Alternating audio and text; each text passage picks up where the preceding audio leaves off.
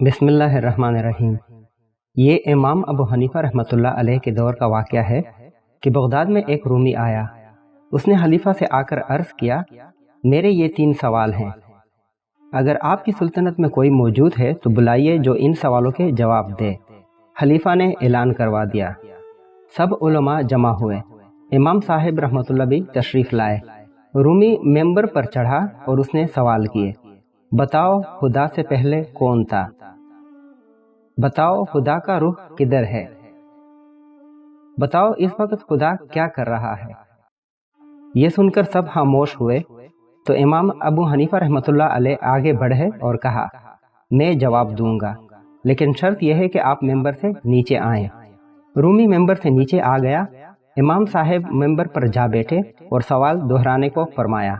رومی نے سوالات دہرائے۔ امام صاحب نے فرمایا، گنتی شمار کرو۔ رومی نے گننا شروع کیا۔ امام صاحب نے روکا اور کہا، 1 سے پہلے گنو۔ رومی نے کہا، 1 سے پہلے کوئی گنتی نہیں۔ تو امام صاحب رحمۃ اللہ نے فرمایا، تو خدا سے پہلے بھی کوئی نہیں ہے۔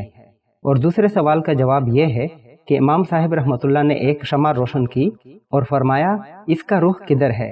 رومی نے کہا، سب کی طرف۔ امام صاحب رحمۃ اللہ علیہ نے فرمایا، خدا کا رخ بھی سب طرف ہے۔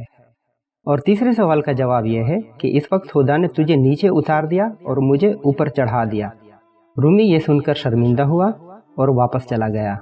دوستو، اس طرح کی مزید اچھی ویڈیوز دیکھنے کے لیے ہمارے چینل کو سبسکرائب کریں اور ساتھ ہی موجود گھنٹی کے نشان کو بھی دبا دیں۔ شکریہ۔